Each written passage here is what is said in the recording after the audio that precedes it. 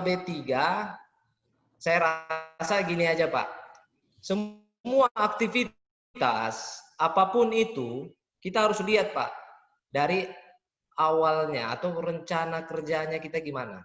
Bahasa kalau orang mining ini DOP-nya harus jelas, daily operation plan-nya terkait dengan ini pekerjaan yang akan saya lakukan. Nah, di materi pun sama Pak. Saya coba berpola pikir untuk ini, bagaimana menyampaikan ke orang supaya plan, do, check, action-nya jelas. Ya, merencanakan suatu pekerjaan, oke, melakukannya sambil kita periksa. Kalau bahasanya nanti audit atau review, lalu kita action, ada reviewnya. Sama lah kayak Bapak, ikut pelatihan itu pasti belakangnya direview, dievaluasi. Paham enggak kira-kira ini? Jangan sampai ini juga ikut enggak paham, nanti dilihat. Kekalahannya di mana nih? Nah, menjadi berat buat kami trainer juga adalah bagaimana menyampaikan ke Bapak-bapak. Saya juga bingung ketika selesai pelatihan juga Bapak-bapak pada diam. Ya, saya juga anggapnya ya paham semua. Tapi seharusnya yang saya harapkan itu kita ada diskusi. Nggak usah ragu Pak, saya pun juga bukan dewa tahu semua. Tapi kalau memang ada yang saya tidak tahu, saya utang buat Bapak. Nanti pasti saya harus jawab. Bapak kayak gitulah, ya. Tapi prinsip di sini adalah dalam setiap materi kita berusaha untuk bagaimana mengarahkan Bapak-bapak untuk pola, yaitu dari plannya, perencanaan. Nah, berarti sekarang saya Pak, kalau mau bicara limbah B3, melihatnya ini timbulnya satu limbah B3 itu dari mana?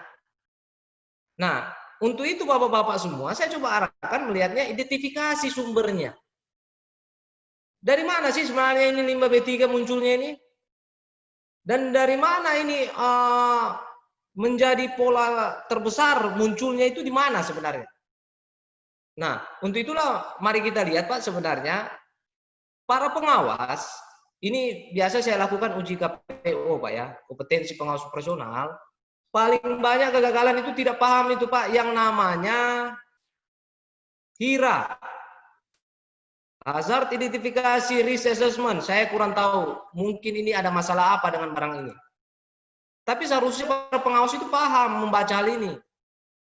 Memang kalau Bapak lihat ini, totalnya itu Pak untuk HIRA Enviro, tanggal 7 Agustus 2019 waktu revisi itu totalnya ada sekitar 125 halaman. Saya pun juga tidak hafal Pak. Dan di sini tidak mungkin lah, ini tidak cukup. Jadi saya ambilkan satu case untuk sama-sama nih. Saya juga ajarkan juga cara bacanya. Saya juga ajarkan bagaimana maksudnya ini, sehingga nanti Bapak-bapak juga bisa nih memahami terkait nanti baca HIRA. Disesuaikan dengan pekerjaan Bapak. Karena kalau bicara nanti limbah paling banyak ditangani Enviro. Nah, untuk itu di sini Pak, yang namanya identifikasi awal terkait daripada munculnya bicara limbah B3, kita lihat dari aktivitas kita. Saya ambil contoh ini, namanya aktivitas intinya adalah pengolahan limbah B3 dan non B3. Subaktivitas berarti kalau umpama nih, saya mau kayak JSA lah, saya kata kunci kerjaannya itu adalah mengganti ban bagian belakang, kan gitu logikanya. Sama. Subkegiatannya apa saja? Apa yang pertama, apa yang kedua? Nah, saya ambil ini contoh satu, kegiatannya itu adalah pengangkutan limbah B3 cair. Nah, pada saat kita bicara aktivitas itu muncul namanya pengangkutan limbah B3 cair, potensi apa yang bisa terjadi? Makanya kita lihatnya dari bahayanya dulu. Dia bilang apa? Kalau kondisi drumnya itu rusak atau bocor, kejadian atau eventnya yang terjadi adalah penurunan kualitas lingkungan. Karena kenapa? Tumpahnya ke tanah. Sehingga apa yang kita harus melihatnya? Apakah yang kalau kejadian ini peluang atau resiko? Sesuai dengan ISO 45001 tentang terkait dengan sistem manajemen keselamatan kesehatan kerja, ya, atau occupational health and safety, itu akan berbicara terkait dia apa? Ini resiko. Kenapa? Karena berdampak negatif. Yang dikatakan peluang adalah memiliki dampak positif dari limbah tersebut. Saya kasih contoh. Bapak-bapak melakukan namanya pengolahan limbah itu adalah pemilahan. Ada organik, anorganik, ini ulang-ulang lah. Tapi paling enak contohnya seperti ini. Tapi apa yang bapaknya? Di organik, itu apa resiko atau kita bicara peluang? Itu bisa berubah jadi peluang. Kenapa? Karena bisa kita manfaatkan sebagai pupuk organik. Tapi kalau kita bicara terkait dengan namanya tumpahan, limbah itu tumpah ke tanah, tidak ada peluang. Itu masalah. Makanya dikategorikan resiko. Kalau kita berbicara Pak yang namanya HIRA, ada namanya pure hazard. Atau kita bicara pure activity non-control. Berarti belum ada pengendalian, makanya nilainya tinggi. Karena kalau kita bilang belum ada kontrol, pasti terjadi. Makanya dibilang sini kekerapannya sangat mungkin. Konsekuensinya bencana. Karena akan tumpah terus-menerus, penanganan tidak ada. Sehingga nilainya signifikan. Bahasa signifikan dalam prosedur bahwa dalam prosedur HIRA bahwa apa? Ini harus ditangani segera, bahkan harus dihentikan suatu pekerjaan. Nah, untuk itu perlu ada namanya pengendalian. Makanya di sini ada namanya pengendalian yang dilakukan sesuai hierarki. Ya, di mana tipe pengendalian yang dipakai Brokol adalah tipe administrasi, yaitu apa? Prosedur pengolahan B3, limbah B3, penanganan tumpahan dan sebagainya, absorben boom dan sebagainya. Nah, dengan dilihatnya ada satu usaha yang bisa meyakinkan bahwa tidak mengurangi potensi terjadinya tumpahan karena yang mengakibatkan lingkungan itu rusak, sehingga kalau kita nilai kembali setelah ada pengendalian, pasti nilainya rendah. Yang terjadi apa? Ya juga langka dan juga konsekuensinya sedang. Kalau dilihat dari matriks itu low. Low berarti bukan hilang. Low berarti bukan tidak ada sama sekali. Ada, tapi kalau kita nilai bagaimana dengan terkait dengan yang low itu, apakah Bapak menerima atau tidak? Itu yang dibilang residual risk. Resiko sisa yang sudah dihitung masih ada, tapi apakah kita terima? Oke, menerima. Sehingga pekerjaan itu bisa dilakukan karena dasarnya sudah ada kontrol. Ya, itu ya. Nah, untuk itulah mari kita sama-sama ke sini. Setelah sudah mengetahui itu, kita harus tahu juga Pak terkait dengan definisi dari B3 tersebut. Pernah saya bertanya Pak orang di lapangan, apa itu B3? Dia jawabnya saya bahan berbahaya dan beracun. Itu kepanjangannya. Tapi kalau bicara definisi, ya apa arti atau apa definisi daripada B3? Itu adalah menunjukkan suatu zat. Zat itu berarti bahan, kandungan yang di mana memiliki apa? Ada energinya. Air punya energi, punya. Ya. Apalagi kita bicara bahan bakar, punya energi. Ya, atau komponen lain yang karena sifat. Kalau sudah bicara sifat berarti memiliki karakter. Sifat Bapak pendiam, karakternya ya kayak gitu kan begitu, sama. Bahan pun sama. Yang karena apa? Konsentrasinya, berarti ada kandungan di dalamnya yang karena jumlah, baik juga dia mencemari secara langsung maupun tidak langsung, itu dapat membahayakan lingkungan hidup. Nah, itu parameternya. Berarti kalau bicara membahayakan lingkungan hidup, apa saja ini material yang bisa bicara membahayakan lingkungan hidup. Nah, untuk mengetahui bahan itu bisa berbahaya buat lingkungan atau tidak, berarti bacalah di MSDS. Karena penerapan dan juga pemahamannya tertuang banyak di dalam. Nah, kalau limbah itu apa? Sisa suatu usaha. Kalau limbah B3 itu, berarti kan limbah itu sisa suatu usaha. Oke. Bahkan kita juga Pak, atau kegiatan, bahkan kita makan pun masih ada limbahnya Pak. Tapi bukan B3.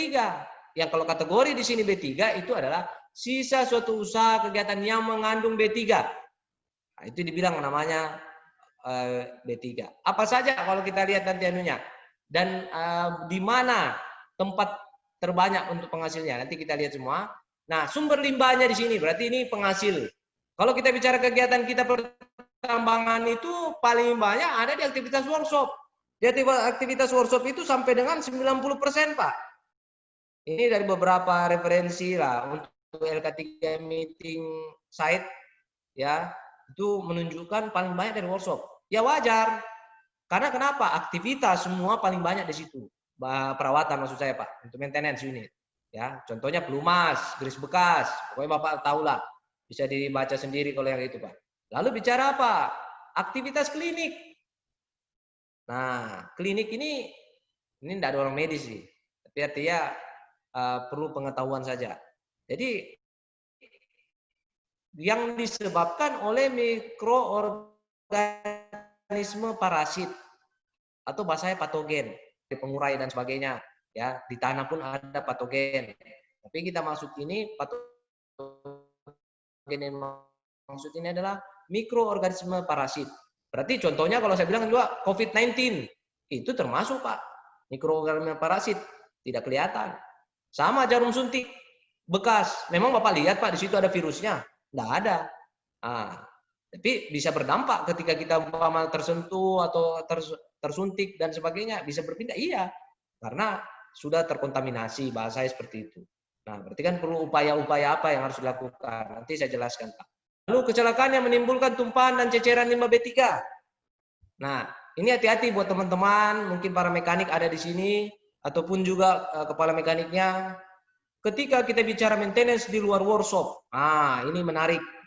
Ya, alasannya sudah ada wadah Pak, keren, pakai drum, potong, tapi langsung di tanah, tidak ada secondary temporary terkait terpal. Dibilang kan tidak langsung ke tanah, saya setuju, tidak langsung ke tanah. Tapi percikannya Bapak lihat tidak dia tumpah ke tanah, lo kan cuma sedikit. Nah, ini pemahaman kembali. Bicaranya kumulatif. Artinya keberulangan secara terus-menerus, setetes itu akan jadi juga Pak, jadi sedrum. Cuma butuh waktu, betul. Tapi kalau tidak ditangani dengan benar, sama saja melakukan namanya pencemaran. Satu tetes sama satu drum, sama Pak, kalau tumpah namanya pencemaran. Cuma beda di kuantitas saja, jumlah. Nah, ini yang kita perlu pahami bersama. Ya, ada beberapa lah, tidak usah sebut perusahaan. Ya, tapi kalau dari beberapa ya yang perlu saya apresiasi juga kayak di Bumalati lah. Kalau saya ke Big Shop ada yang perbaiki di luar pakai terpal di bawahnya, itu poin. Tapi saya tidak tahu juga kalau setelah itu ya. Tapi mudah-mudahan jalan terus lah. Ya, kita mencegah supaya tidak ada tumpahan. Nah, kita bicaranya lanjut terkait karakternya. Tadi kan bicara sifat atau karakter terkait dari bahan tersebut. Ini mohon Pak bantuannya ini. Saya tidak mungkin karena ini setiap materi akan muncul berulang. Jadi makanya kalau sudah saya jelaskan ini, kalau nanti sudah dapat materi ini lagi saya akan lewat. Jadi tolong dipahami di sini. Oke, ada dibilang sini mudah menyala. Ya, ini bicara namanya flash point. Flash point munculnya dari namanya combustible. Combustible berarti menguap. Satu material yang paling tinggi kalau kita bicara, Pak, saya kasih contoh adalah thinner. Thinner itu bicara combustible-nya cukup cepat. Sehingga kalau sudah dibuka biasanya penuh, tiba-tiba tinggal setengah. Itu combustible. Dia mampu bereaksi ya dengan sendirinya, dengan suhu yang ada, itu bisa memuai. Ya, akhirnya itu dibilang flash point, titik didih. Ada lagi satu namanya flash fire point. Fire point itu titik nyala. Ya, kalau bicara api kebakaran itu ada masa namanya peranya, bertumbuh, api besar, mulai menurun. Nah, yang dibilang itu adalah developnya atau berkembangnya api, itu bisa sampai dengan 6.000 derajat Celcius. Itu kita bisa bahasnya namanya terkait dengan fire point. Tapi ada masa namanya penyusutan, tergantung dari segitiga api ya, yaitu bicara bahan bakar, oksigen, panasnya, sama kalau bicara reaksi kimia berantai itu namanya api tetrahedron. Ya, terkait dengan sirkulasi atau pembentukan api. Nah, reaktif itu bicara muncul reaksi dalam keadaan standar atau saat kontak dengan air. Ya, serbuk magnesium. Ya, bila tertetes air, dia kayak mendidih. Uapnya itu, Pak, berupa gas. Kena percikan api bisa meledak. Nah, itu yang dibilang reaksi. Paling anu juga Pak, sama kayak kita bicara di ANFO, amonium nitrat fuel oil. Makanya dibilang itu padat meledak, ya. Itu 25 derajat Celcius ukurannya. Kalau bicara cair, flash point 60 derajat Celcius, Pak. Di bawah 60 derajat Celcius. Kalau bicara padat, flash point-nya itu 25 derajat Celcius. Nah, jadi itu yang perlu kita lihat, Pak, ya, dari setiap material bahan yang ada. Lalu infeksius. Infeksius ini terkontaminasi organisme patogen, ya, atau mikroorganisme parasit, ya. Jadi contohnya ini kayak di limbah medis paling banyak, Pak. Jadi seperti kayak di benda tajam atau limbah sitotoksik. Nah, kalau tahu itu limbah sitotoksik itu, Pak, limbah itu lebih ke arah limbah medis, tapi itu sebenarnya dipakai untuk orang yang kemoterapi, Pak. Jadi kalau orang-orang yang kena kanker, itu obatnya namanya sitotoksik. Jadi yang perlu dijaga pra dan pasca. Sebelum pun juga, Pak, ini perlu penanganan tepat. Karena dampaknya ini mutagen. Mutagen itu mutan, ya, yang mati dihidupkan, jadi sel-sel mati kayak berkembang, makanya jadilah namanya tumor, kanker. Namanya, jadi kalau lanjutnya itu dari mutagen jadi namanya karsinogenetik. Jadi namanya sel kanker. Nanti ada juga teratogenik, ada juga nanti toksik.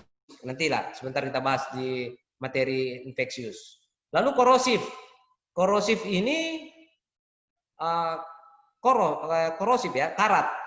Jadi lebih ke acuan terkait dengan asam, basa, dan juga terkait dengan pengujiannya nanti ini menggunakan SAE 1020. Lempeng baja yang dimana suhu 55 derajat Celcius dilihat apakah dalam setahun ada pergerakan 6,5 mm, ya, itu dikategorikan sangat area yang sangat korosif. Oke. Lalu bicara eksplosif, ini benda dapat mudah meledak, ya, pada kondisi standar dapat mudah meledak seperti ANFO, TNT, ya, ini trinitrotoluen, ya. Beracun itu apa? Melampaui baku mutu TCLP. Jadi ada dua nanti, Pak, ujinya. Ada uji TCLP. TCLP ini adalah toxic characteristic legit procedure. Ada uji juga LD. LD ini lethal dose 50. Kalau sudah Bapak lihat masalah racun baru tertulis LD 50, itu berarti sudah sangat beracun, Pak. Jadi nanti ada penjelasannya, Pak, terkait ini kenapa dikatakan LD 50, nanti ada sebentar. Supaya nanti sambil berjalan aja, ya. Oke. Nah, jalur paparan limbah B3 itu bagaimana, Pak? Nah, ini berarti kita akan paham juga. Limbah B3 itu bisa terpapar ke manusia itu bagaimana? Ada yang namanya langsung. Bahasa langsung berarti material tersebut tertumpah ke tubuh kita dan menyerap masuk, itu namanya absorpsi. Sebagai saya kasih contoh solar. Solar itu kita anggap remeh biasa, Pak. Saya biasa lihat di jalan, ya penting tempatnya wadahnya tinggi, mobil untuk tangki dibawa, disedot. Lalu biasanya itu kalau masuk di mulut itu biasa, cuma meludah-meludah. Hati-hati. Ya, itu karbon. Ya, sifatnya itu karsinogenetik juga, Pak. Bisa menyebabkan kanker. Cuma memang, Pak, tidak ada orang sedot solar saat ini langsung kanker hari itu, tidak. Butuh kumulatif. Ya. Udara inhalasi terhirup. Nah, ini paling banyak kalau yang material combustible, mudah menguap. Contohnya kayak thinner. Bapak ngecat bukan pakai cat air tapi pakai cat minyak, pakai thinner. Ruangan tertutup, tidak ada ventilasi, ya pasti pusing. Nah, itu yang dibilang namanya mengganggu prehabilitation, bisa menyebabkan sampai dengan pingsan atau kehilangan kesadaran. Lalu bicara limbah B3 bisa apa? Kontaminasi lewat air. Karena dia tertumpah di air, ini sebentar saya jelaskan sebenarnya dari bahasan bioakumulasi dan biomagnifikasi. Nah, di air terkontaminasi di makhluk hidup. Oke. Karena kita oral itu makan lewat mulut, makan makhluk hidup itu contoh ikan yang sudah terkontaminasi, contoh air asam tambang, kita makan. Akhirnya kita yang konsumsi, kita yang kena. Atau lewat air. Nah, air di permukaan maksudnya, Pak. Kita minum. Nah, itu juga lewat oral, maksudnya lewat mulut. Tetap kita terkontaminasi. Atau lewat tanah, maksudnya tanah begini Pak, minyak tertumpah di tanah, air hujan datang. Ya, air hujan datang menyerap ke dalam tanah, lalu apa? Kena pada air tanah bagian dalam. Kita sedot naik ke perumahan. Nah, itulah juga Pak, diminum, lewat oral atau lewat mulut, akhirnya kita terkontaminasi juga. Nah, ini melihat dari bagaimana paparannya terhadap manusia.